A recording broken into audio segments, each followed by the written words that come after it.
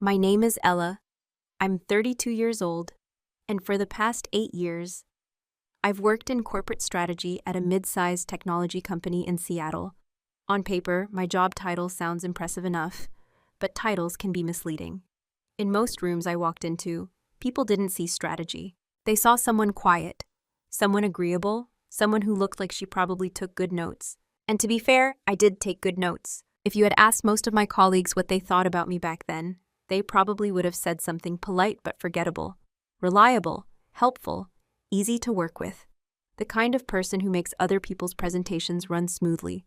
The person who prepares the data, organizes the research, and quietly hands the final slides to someone else to present. The person who makes things work behind the scenes. I learned early in my career that invisibility can feel strangely comfortable. When people underestimate you, they don't ask much from you publicly. They don't challenge you. They don't expect you to lead the conversation. But they also don't really see you. For a long time, I told myself that it was fine. I was still learning, still observing, still figuring out how the system worked. I thought patience was just part of the process. Then one morning, during a quarterly strategy meeting, something happened that shifted everything. The meeting itself was routine. Senior leadership in the room, department heads around the table, a long presentation about a new product initiative. My manager had just spent 15 minutes explaining the project. Then the CEO asked one question, not a dramatic one, not a hostile one, just a technical question about how the underlying data model handles scaling under projected demand. My manager paused. He looked down at the slide. Then he looked at me, and suddenly the entire boardroom turned in the same direction. That was the moment the room became very quiet. The moment I realized something I had suspected for a long time, but had never really tested. Because what people didn't know about me back then wasn't dramatic. There was no secret plan, no hidden ambition waiting to explode. It was simpler than that. I had been paying attention. This story isn't about revenge. It's not about humiliating anyone or proving someone wrong in some dramatic, cinematic way. Real life rarely works like that.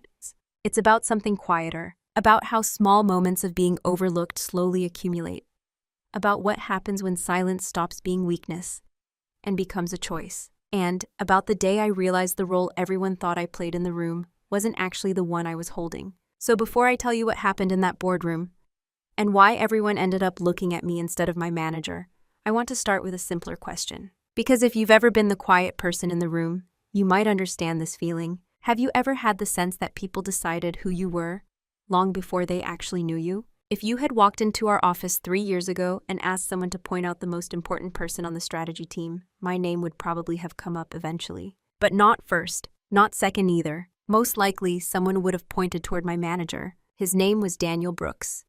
He had the kind of presence that corporate environments reward immediately.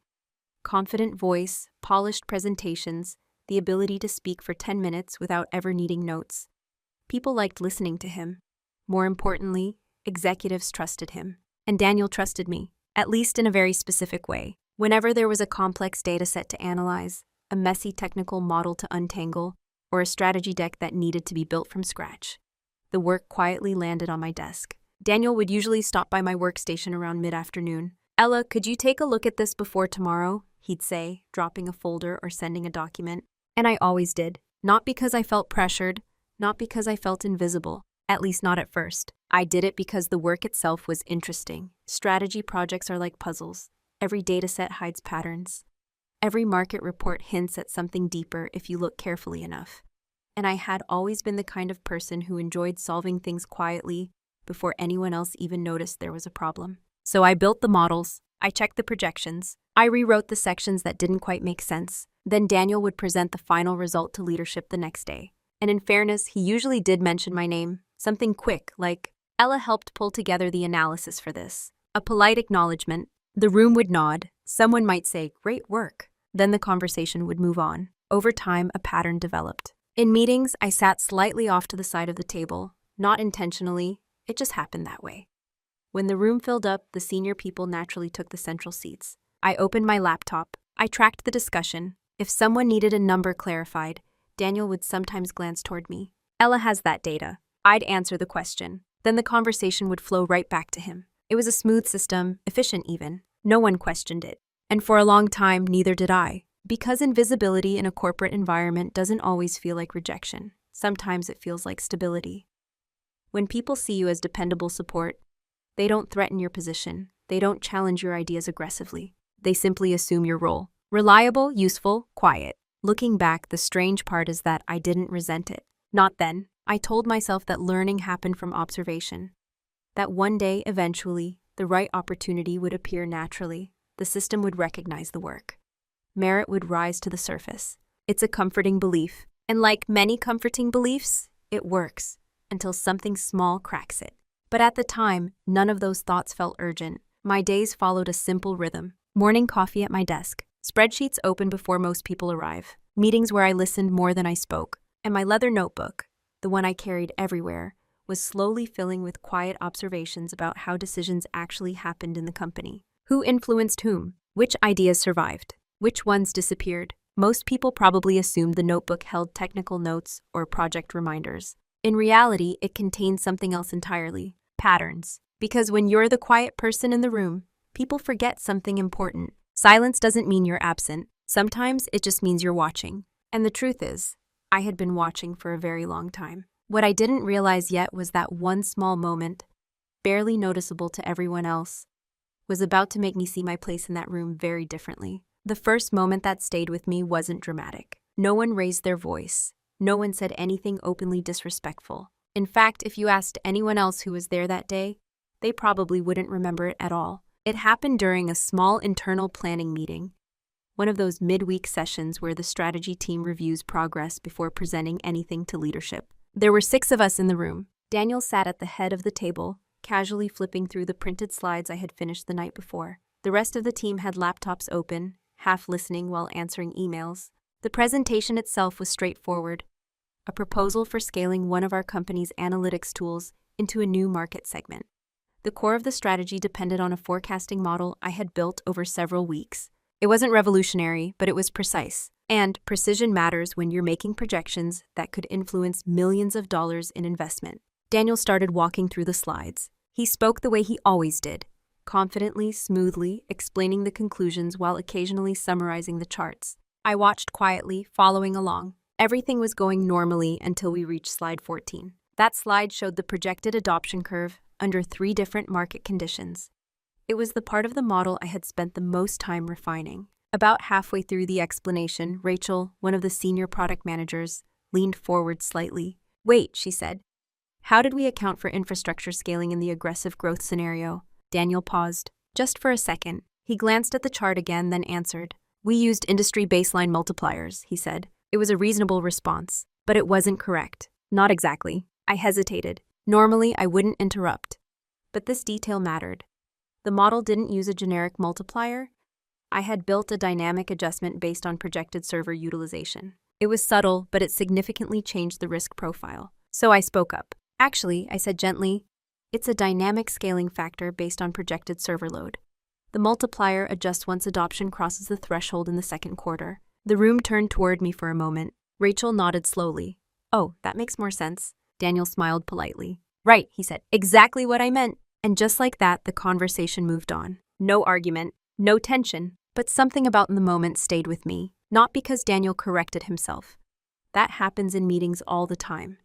People simplify things, summarize things, and occasionally miss a detail. What stayed with me was the reaction afterward. No one looked at me again. Rachel directed her next question to Daniel. The rest of the meeting continued exactly the same way it always did. Daniel speaking, everyone listening. The correction had lasted maybe 8 seconds. 8 seconds of clarity. Then the room returned to its normal shape. Daniel presenting. Me sitting quietly beside the laptop. After the meeting ended, people packed up quickly. Chairs slid back, laptops closed, and conversations moved into the hallway. Daniel tapped the stack of printed slides against the table to straighten them. "Nice catch back there," he said casually. "Thanks," I replied. He smiled and walked out of the room. And that was it. A perfectly ordinary moment. But later that evening, when the office had mostly emptied, and I was reviewing the project model again, I wrote a short sentence in my leather notebook. Not emotional, not dramatic, just a simple observation. When the room needs precision, they look at the work. When the room needs authority, they look at him. At the time, I didn't think of it as a problem, just a pattern. And patterns, once you notice them, tend to repeat. After that meeting, nothing visibly changed. The same projects continued moving through the department. The same weekly strategy sessions filled the calendar. Daniel continued presenting our work to leadership, and I continued building the systems behind it. If someone had asked me then whether anything felt wrong, I probably would have said no. Because the thing about subtle patterns is that they rarely appear as a single moment. They reveal themselves through repetition. And repetition slowly reshapes what people accept as normal. A few weeks after the infrastructure discussion, we started preparing another strategy proposal. This one focused on expanding our analytics platform into mid-sized healthcare organizations. It was a complicated space. Healthcare data has its own regulatory layers, compliance requirements, and operational constraints. A standard market expansion model wouldn't work without major adjustments, which meant the real work happened before any slides were made. For 2 weeks, my desk looked like a small research lab. Whiteboard diagrams, regulatory summaries, data sets comparing hospital IT spending trends. I spent late evenings building a model that balanced adoption speed with compliance cost structures.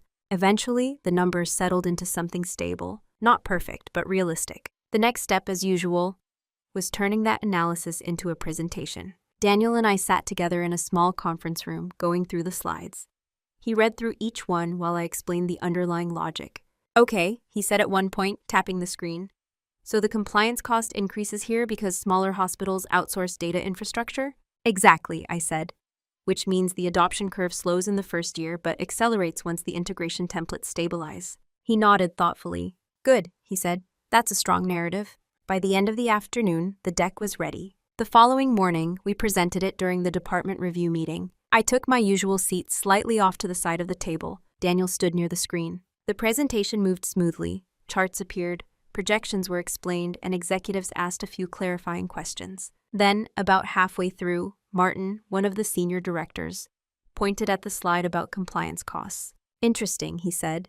"This assumption about outsourced infrastructure, where did that come from?" Daniel didn't hesitate. "It's based on our team's research into hospital IT models," he replied. Technically, that wasn't incorrect, but it wasn't precise either. The research he mentioned was something I had spent several evenings assembling from regulatory filings and industry reports. For a moment, I felt the same hesitation I had experienced during the earlier meeting. Should I clarify? Not because I wanted recognition, but accuracy matters when executives make decisions based on your data. Before I could say anything, Martin nodded. "Makes sense," he said, "and good insight." The conversation continued. And again, the moment passed. No one asked who had built the model. No one asked where the research had come from. They didn't ignore me deliberately. They simply followed the shape of the room. The person standing at the front was the voice they listened to. After the meeting, a few people complimented Daniel in the hallway. "Great presentation. Really clear analysis. Strong work." Daniel thanked them politely. When he walked back toward the strategy area, he stopped by my desk. "Nice job on the model," he said. The tone was friendly, genuine even, but something about the exchange felt incomplete, because the recognition existed, just in a smaller, quieter space. Private acknowledgement, public assumption. That afternoon, I opened my leather notebook again. Another short entry. "The room rewards the voice it hears, not necessarily the work it depends on." And for the first time, I noticed something else about myself. I wasn't correcting the pattern, I was adapting to it. Staying quiet felt easier than disrupting the flow of the room, easier than forcing attention toward details most people were already satisfied with. At the time, I told myself it was patience, professional maturity, maybe even humility. But looking back, I think it was something simpler. When a system quietly assigns you a role, it's surprisingly easy to step into it, even when you didn't choose it. By the time my 3rd year at the company began, the pattern had settled into something almost comfortable. Not comfortable in the sense of satisfaction, comfortable in the sense of predictability. Every workplace, whether people admit it or not, eventually organizes itself into informal roles. Titles matter on paper, but the real structure forms through habit. Who people turn to, who speaks first, who finishes the sentence when the room goes quiet. Daniel had become the voice of our team, and somewhere along the way, I had become the foundation beneath that voice. No one formally assigned this role to me. There was no meeting where someone said, "Ella will handle the analytical backbone while Daniel represents the work." It simply evolved. If a dataset was messy, it came to me. If projections needed to be double-checked before a board presentation, it came to me. If a slide deck needed to be rebuilt the night before an executive meeting, it came to me. At first, I told myself this meant people trusted my work. And that part was true. The strange thing about being quietly reliable is that it becomes your strongest reputation. and your most invisible one at the same time. People trusted that if something complicated existed behind a project, I had probably already figured it out. But they didn't necessarily associate that capability with leadership. Reliability creates a different category in people's minds. Helpful, supportive, essential, but not central. One afternoon illustrated this better than any formal evaluation ever could. We were preparing for a quarterly leadership review, the kind where every department presents its strategy progress to the executive team. The conference room outside the strategy department had turned into a temporary staging area. Laptops open, cables everywhere, people rehearsing slides. Daniel stood near the screen, practicing the presentation flow. I sat at the table with my laptop open, quietly adjusting one of the projection models that had shifted slightly after new market data came in. Across the room, Rachel and Martin were discussing the upcoming presentation schedule. Rachel glanced over at me. "Ella," she said, "could you help double-check the revenue assumptions in Daniel's slide 15? "Of course," I replied. Then she turned back to Martin and continued their conversation. "Daniel's presentation is going to be important for the board," she said. "The strategy team did a lot of solid work on this." I remember noticing the phrasing, not because it was unfair, but because it was revealing. Daniel's presentation, the team's work, two separate ideas that everyone in the room seemed perfectly comfortable holding at the same time. A few minutes later, Daniel walked over and leaned slightly toward my laptop. "Does the model still hold after the adjustment?" he asked quietly. "Yes," I said, "but the break-even point shifts about 3 months later if adoption slows in Q2. He nodded. "Okay, can you add a backup slide explaining that scenario, just in case they ask?" "Sure," he smiled, grateful but already thinking about the presentation ahead. And I built the slide. That was the role I had slowly been given, not the person the room watched, the person the room relied on without needing to see. And strangely, for a long time, I accepted it without resistance, because there is a quiet pride in competence. When you solve problems before they reach the surface, the system runs smoothly. Projects succeed.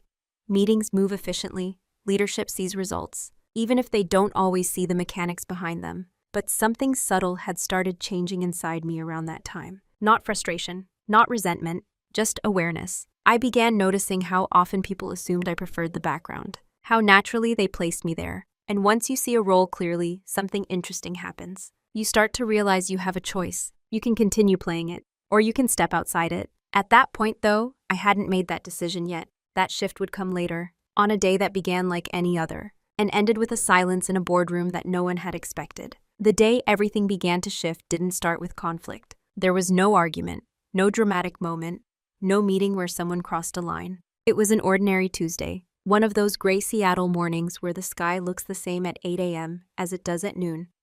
I arrived early, like I usually did.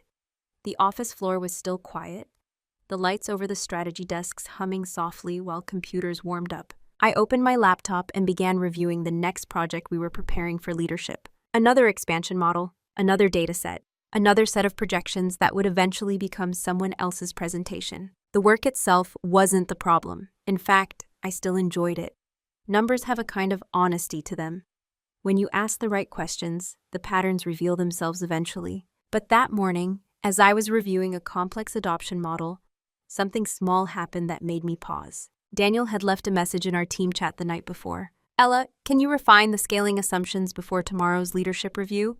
They might ask about infrastructure load again." It was a reasonable request, exactly the kind of task I handled all the time. Still, as I opened the model and began adjusting the parameters, I noticed something I had never really examined before. The entire forecasting framework, the structure everyone now relied on, had grown from a model I originally built almost 2 years earlier. Back then, it had been a rough prototype. Over time, I had improved it, expanded it, and rebuilt pieces of it.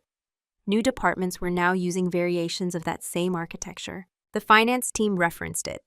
Product teams used its projections. And most of the time, no one even knew where the structure came from. Again, not because anyone was hiding anything, just because systems evolve quietly. That realization didn't make me angry, but it made me curious. For the first time, instead of immediately refining the model, I leaned back slightly in my chair and looked at the full architecture diagram on my screen. Every major strategic decision in the last year had passed through some version of this framework, and I understood every piece of it. Not the way someone understands a slide presentation, the way someone understands something they built from the inside. The logic, the limits, the risks. It was a strange moment of clarity, because suddenly I realized something very simple. In most meetings, When executives asked complex technical questions, Daniel usually turned to me for confirmation. Not because he lacked intelligence, but because the deeper mechanics lived in my head. The room believed he owned the strategy, but the strategy itself ran on systems I understood more completely than anyone else. I closed the model and reached for my leather notebook. For a moment, I didn't write anything. I just sat there thinking. The quiet of the office felt different that morning. Not tense, just clearer. For years, I had accepted the background position as something natural, a phase of learning, observation, and patience. But now a different thought appeared. What if silence wasn't simply my personality? What if it had been a choice I never consciously examined? And if it was a choice, then it could also become something else. Not confrontation, not rebellion, just intention. Later that afternoon, Daniel stopped by my desk as usual. "Did you adjust the scaling assumptions?" he asked. "Yes," I said. "Good," he replied. "Leadership might push on that tomorrow." I nodded. "Probably." He thanked me and walked away. Nothing unusual about the interaction, but inside my mind, something subtle had already changed. Until that morning, my silence had simply followed the shape of the room. After that day, it became something more deliberate. Not resistance, not ambition, just awareness. And once silence becomes a choice instead of a habit, people rarely notice when its meaning changes. After that Tuesday morning, nothing about my behavior looked dramatically different. I still arrived early. I still built models, cleaned data sets, and quietly fixed inconsistencies before anyone else noticed them. From the outside, I was exactly the same Ella everyone had grown used to. But internally, something had shifted in a very specific way. Before, my silence had been passive. I spoke when necessary, corrected things when accuracy demanded it, and otherwise allowed the room to move in whatever direction it naturally chose. Now my silence became intentional. It's a subtle distinction, but an important one. Passive silence fills the room. Intentional silence watches the room. Once I started paying attention with that mindset, I began noticing details I had overlooked before. For example, Daniel didn't actually misrepresent the work very often. In private conversations, he was usually fair. He would mention that I had built the model or that the team had helped shape the analysis. But in public spaces, presentations, leadership meetings, executive reviews, the language is always simplified. Our strategy, our analysis, our projections, and naturally, the person presenting became the center of ownership. That wasn't manipulation. It was just how corporate communication worked. Still, something interesting happened when I stopped correcting small assumptions. In earlier meetings, if a technical explanation drifted slightly away from the model's real mechanics, I would gently step in. Now I didn't always do that. Not because I wanted mistakes to happen, but because I was curious what would unfold if the room followed its natural momentum without my quiet adjustments. The first time this happened was during a product alignment meeting. Daniel was explaining a new projection scenario to 2 directors and a finance manager.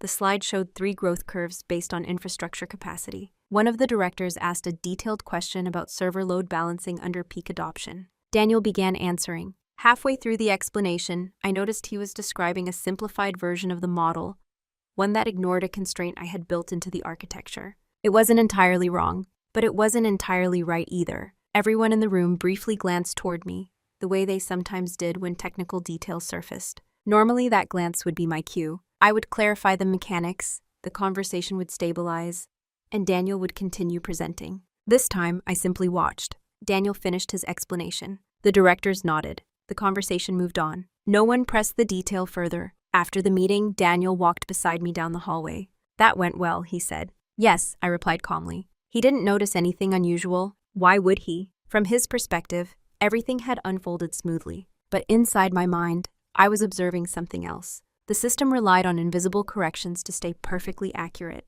Without those corrections, things still moved forward, just with slightly less precision. And over time, those small shifts accumulate. That realization didn't make me feel powerful. If anything, it made me more thoughtful. Because I understood something important.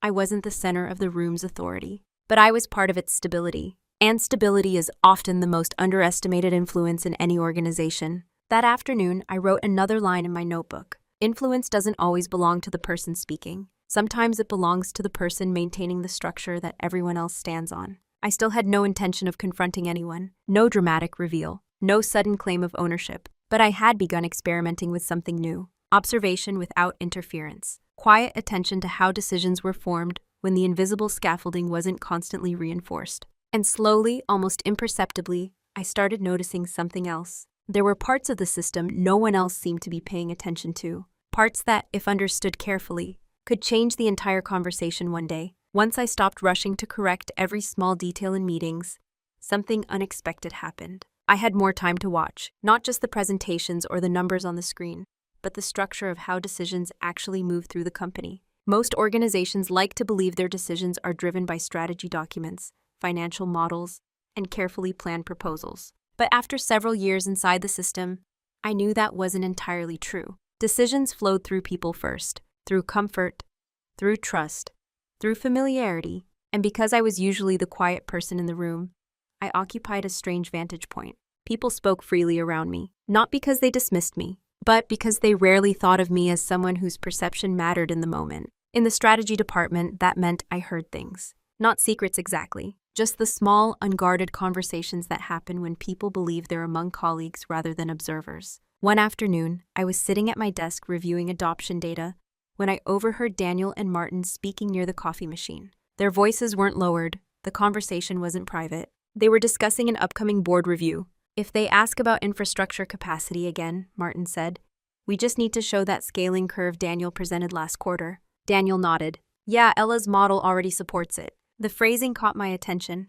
not because it was wrong, but because it revealed something important. The model itself had become a reference point, not the slide deck, not the explanation, the actual framework. And that framework lived in a series of datasets, algorithms, and assumptions that only a few people had ever truly examined. Mostly me. Over the following weeks, I started quietly documenting how that framework connected to different parts of the company. Finance teams pulled forecasts from it. Product teams referenced adoption thresholds. Infrastructure planning used the scaling projections. The deeper I looked, the clearer something became. The model wasn't just a helpful analysis tool anymore. It had quietly become a foundation for decision-making, which meant something else was also true. If someone asked a deep technical question about that foundation, not a surface-level summary, but the underlying logic, very few people could answer it with precision. Not Daniel, not Martin, not even the finance leads who used the outputs. They understood the results, but the structure itself lived mostly in my head. That realization didn't feel dramatic. It felt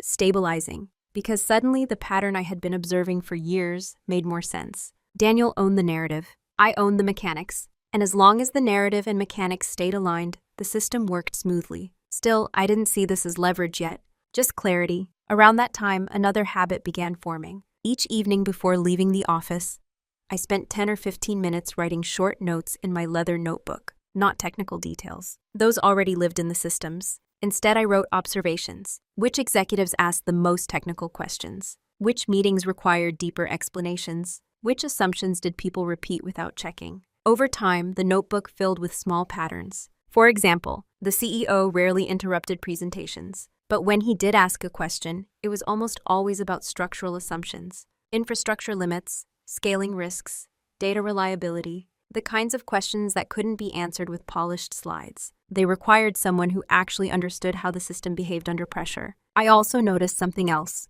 Whenever those deeper questions appeared in meetings, Daniel would instinctively glance in my direction, not dramatically, just a quick look, the way someone checks the stability of a bridge that they didn't build themselves. At the time, no one seemed to think much about those moments. The room simply assumed the system would continue functioning. And it did. For months, quietly, efficiently, until one day during a quarterly boardroom meeting, something very simple happened. The CEO asked a question, not an aggressive one, not a confrontational one, just a precise technical question about how our projection model handled a specific scaling scenario. My manager had just spent 15 minutes explaining the project. He paused, looked at the slide, then he looked at me, and suddenly the entire boardroom turned in the same direction. The room became very quiet. The silence in that boardroom lasted only a few seconds. But moments like that stretch strangely in your memory. The CEO had asked a technical question about how the projection model handled infrastructure scaling once adoption crossed a specific threshold.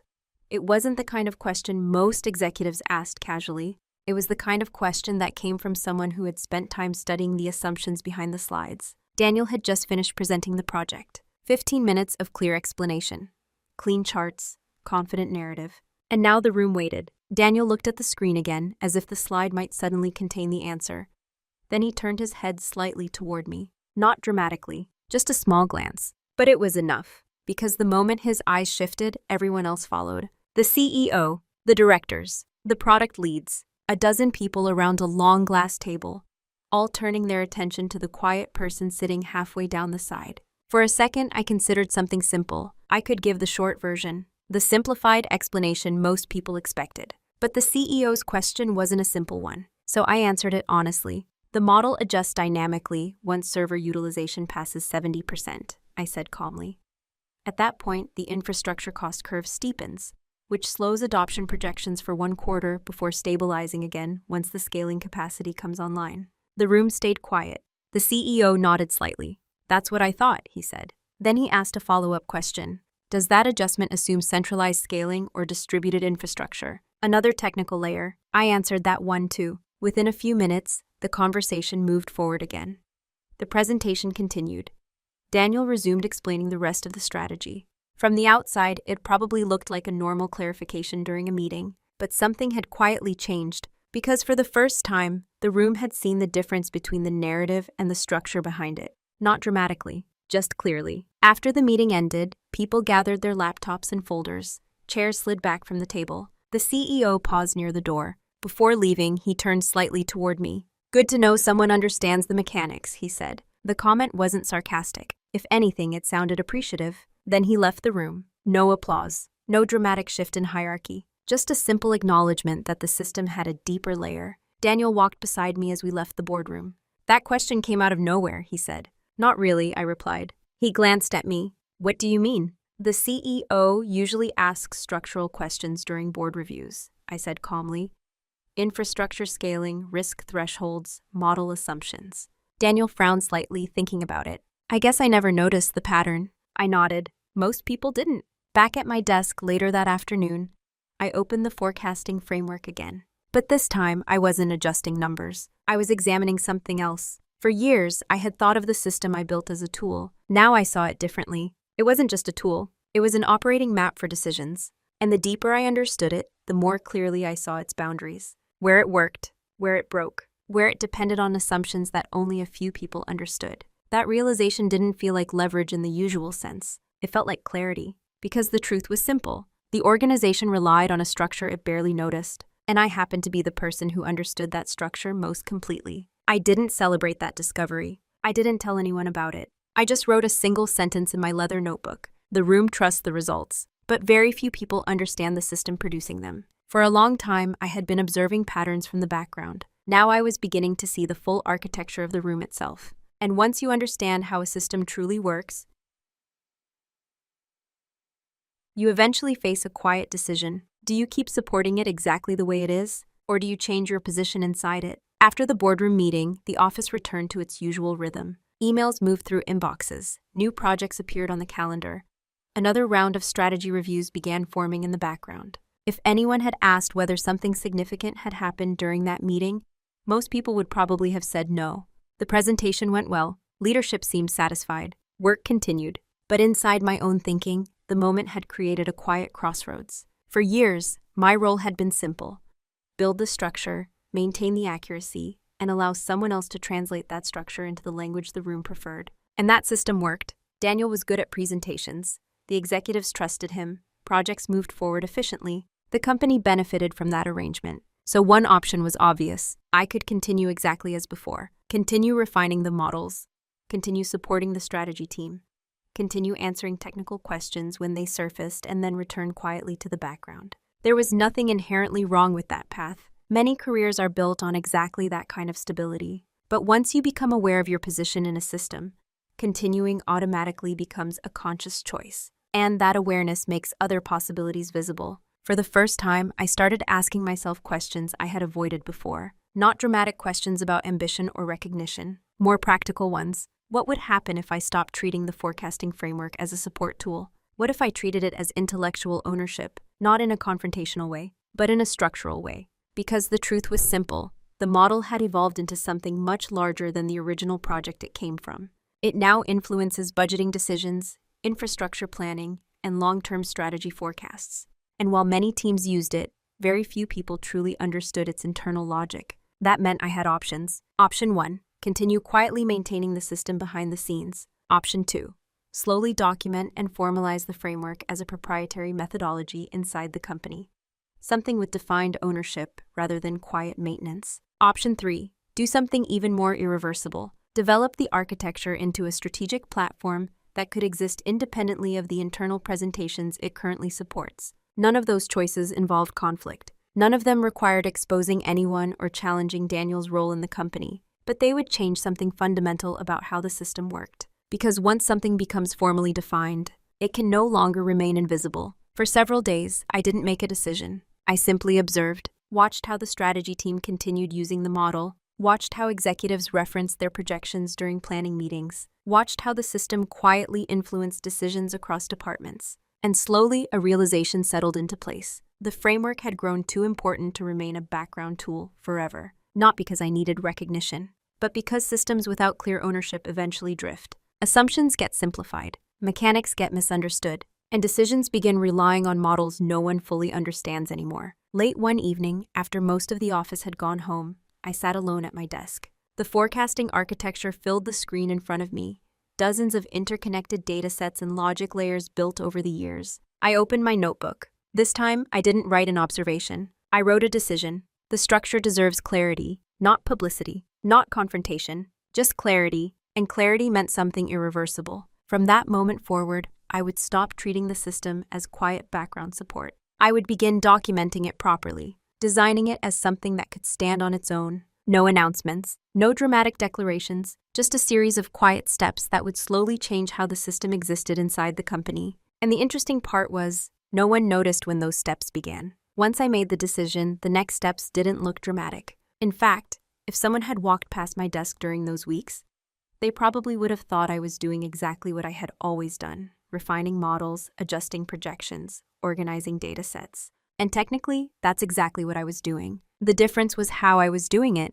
Instead of treating the forecasting framework as a collection of working files, I began restructuring it into something more deliberate.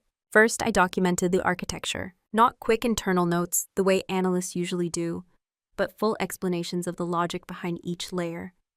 Infrastructure scaling assumptions, adoption thresholds, risk variables, and the interaction between them. Then I reorganized the model so every decision point had a clearly defined structure. If someone asked why a projection behaved a certain way, the answer would exist inside the framework itself, not just in my head. The process was slow and methodical, a few hours each morning before most people arrived, another hour in the evening after the office emptied. During the day, everything looked normal. Daniel continued presenting strategy updates. Executives continued referencing the model's forecasts, and I continued supporting the team exactly as before. But behind that routine, the system was quietly becoming something different. Not just a tool, a defined methodology, something that could eventually exist independently of the slide decks and presentations built on top of it. No one questioned this extra documentation. In most companies, detailed technical documentation is rare enough that when someone creates it, people assume it's just careful work, which in a way it was. The quiet part wasn't secrecy,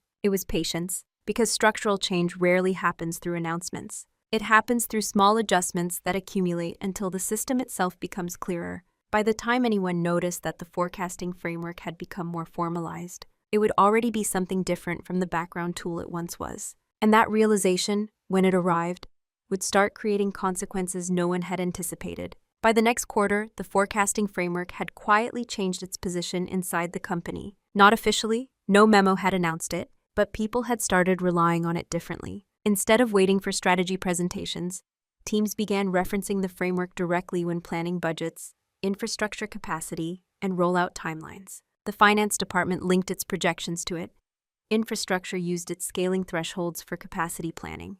And because everything was now clearly documented, the system had become something new. It was no longer just a background tool inside the strategy team. It was a shared structural reference. At first, this seemed like a positive development for everyone involved. Decisions became more consistent. Assumptions were easier to verify. But slowly, another side effect appeared. During one executive review meeting, a director asked Daniel a question about a change in adoption projections. The curve moved slightly since the last quarter, the director said. What assumption changed?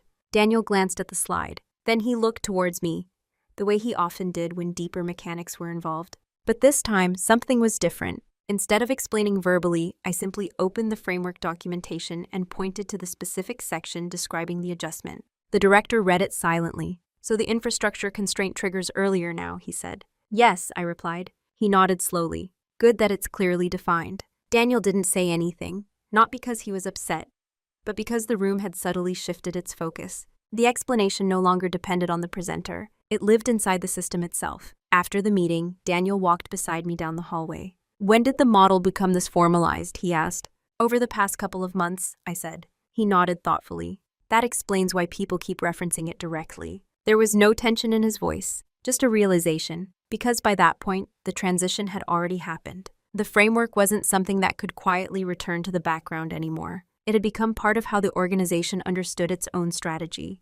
And once a system becomes visible like that, it's almost impossible to make it invisible again. The conversation happened a few days after that executive review, not in a boardroom, just in a small conference room near the strategy area, the kind of people usually use for quick project discussions. Daniel had asked if we could talk for a few minutes. When I walked in, he was already sitting at the table, scrolling through the framework documentation on his laptop. He looked up.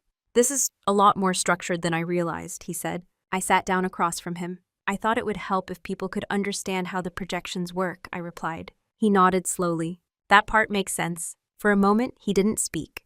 He was thinking, the way people do when they're adjusting to a new picture of something they believed they already understood. "I guess I always thought of the model as one of our tools," he said eventually. "In a way, it still is," I said. "But it's also the structure most of our projections depend on." He leaned back slightly in his chair. "People are starting to reference it directly now." "Yes." Another quiet pause. There was no tension in the room, no accusation, just two people recognizing that the shape of the system had changed. Daniel closed the laptop. "You probably should have formal ownership of it," he said. The comment surprised me slightly, though I didn't show it.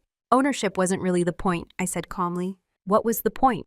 "Clarity," I replied. He studied my expression for a moment, then nodded again. "That's fair." There was nothing else to argue about. The system existed. People were using it, and the structure behind it had become visible. As we stood to leave the room, Daniel paused near the door. "For what it's worth," he said, "the model has made our strategy work stronger." I appreciated that he said it without hesitation. "Thank you," I replied. Then we walked back into the office. No raised voices, no dramatic confrontation. Just a quiet acknowledgement that the room had finally seen something that had been there all along. If you walked into the strategy department today, the room would probably look very similar to how it did a year ago. The same desks, the same meetings, the same quiet rhythm of projects moving through the company. Daniel still leads many of the presentations.